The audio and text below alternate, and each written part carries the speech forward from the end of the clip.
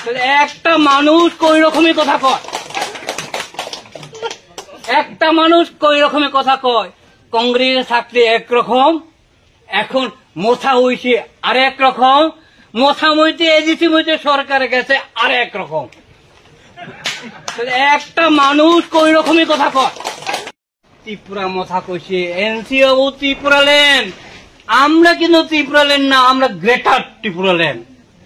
একেবারে বাংলাদেশের মনমোহন সিং ওই গুয়াহাটি থেকে একটা অংশ, আসাম থেকে মিজোরাম থেকে নিয়ে গ্রেটার বড় এক রাজ্য বানাইব, দেশ বানাইব। ত্রিপুরা উপজাতি যুবকরা তো এসব কথা খুলে খুশি হয়, কয় ঠিক আছে।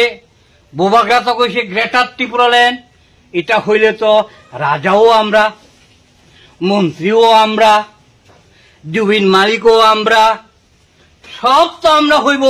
এই দলের সঙ্গে যাও। কিছু গেছে গণমুক্তি পরিষদ কইছে, ইশারা দিয়া কইছে এইটা উপজাতিদের জন্য মহাশত্রু হইয়া দাঁড়াইব একদিন। এটাই প্রমাণ হয়েছে এখন মহাশত্রু।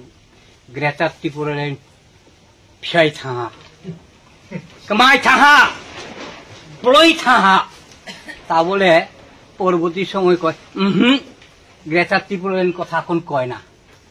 এখন কি কয়? এখন কইছে লাস্ট ফাইট, লাস্ট ফাইট নাইনি, লাস্ট ফাইট খাইয়ে তিনি রাজ্য শাসনবার লানায়, এই রাজ্য রাজন্য শাসন কায়েম খায় নাই। লাস্ট ফাইট কইয়া কিছু পাহাড়ের মানুষ কইছে কি বাপরে বাপ, রাজা তো কইছে লাস্ট ফাইট, মনে হয় এইবারে হইব, এইবারে হইব খামাখা। লাস্ট ফাইট বইতে কয়জন এমএলএ হইছে? 13 জন। লাস্ট ফাইট কইলে 13 জন এমএলএ পাইছে। কই যে আমরা প্রধান বিরোধী দল, অনিমেষ দেববর্মা খামাখা বিরোধী দলের নেতা হইছে। 3 মাসের মাথা কি হইছে? কয় না প্রধান বিরোধী দল থাকতাম না, মন্ত্রিসভা যাইব, নাইলে গ্রেটার ত্রিপুরা ল্যান্ড হইতো না। মন্ত্রিসভা হইছে, এখন 2 জন মন্ত্রী, একজন হইছে পূর্ণমন্ত্রী আর একজন হইছে আধা মন্ত্রী, দপ্তর ছাড়া, দপ্তর ছাড়া মন্ত্রী। এখন ত্রিপুরা রাজ্যের উপজাতি জনজাতিদের ঠকানোর আর রাস্তা নাই। কি দিয়ে ঠকাইব? এটা কইলেও হয় না, এটা কইলেও হয় না। একবার কইছিল না কি সই হইছে কইয়া, ইন্টারলোকেটর সই হইছে, খামাখা 6 মাসের মধ্যে পাইয়া লাইব, কইছে না? কইছে, কিন্তু 6 মাসের মাথা এখন 2.5 বছর চলে। ফ্লিক থাহা খুব উনি তোহা তাও ব্রগলে বিষে তাজিয়া এখন ব্রগনি বিষে চানি বাই তা করক ওখানায় ঠিক খাইহা বুবাগ্রা তাম্বা সাহা তা বলে সাহা বাংলাদেশে ফিরোয়নি, বাংলাদেশের যত ব্রক ন কি ফির নাই নাইলে মত কর কি কইছে হে হেতের বইনে যখন কংগ্রেসের মধ্যেই বুথে দাঁড়াইছে এমপি সময় কি প্রজ্ঞা দেবী সিং তারে যখন বুথে দাঁড়াইছে সে তখন কংগ্রেসের মধ্যে সভাপতি জনসভাপতিতে দাঁড়াইয়া কয় ত্রিপুরা রাজ্যের মধ্যে বাঙালি পাহাড়ি মুসলিম সব এক হইয়া উন্নত করতে হয়ে গেলে পরে কংগ্রেস আমার বইনের বুথ দাও, আমার বইনের বুথ দিলে বাঙালি পাহাড়ি মুসলিম খ্রিস্টান সব এক হইয়া থাকতে হবো।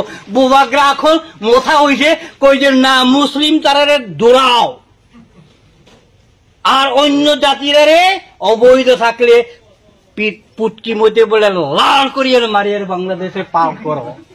এখানে কইছে না, সাবরুমে কইছে না, কই যে এমনি হইতো না, চিনলে পরে ধরো বেড দিয়ে ফুটকি মধ্যে লাল বানিয়ে পাঠাই দাও। একটা মানুষ কই রকমের কথা কয়,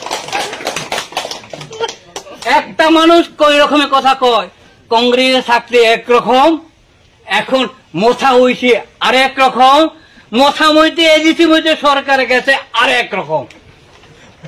ত্রিপুরা রাজ্যের মধ্যে এজিসি যদি ক্ষমতা না হয় ত্রিপুরা সানি বাই মংসা খাই মানিয়া করতে গেলে পরে এডিসি লাগে, এডিসি লাগে কইয়া এডিসি মানুষ দিয়া দিছে 18 জন এমডিসি, পূর্ণ মন জমা দিয়ে হয়েছে সিএম।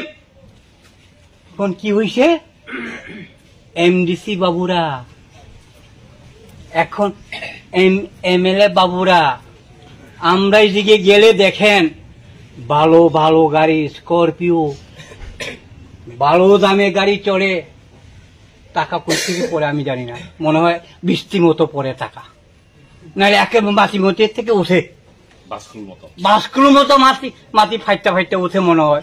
এলাই বালা বালা গাড়ি চড়তে পারে, আর আমরা তো পারি না, আমরা দুর্নীতিগ্রস্ত না।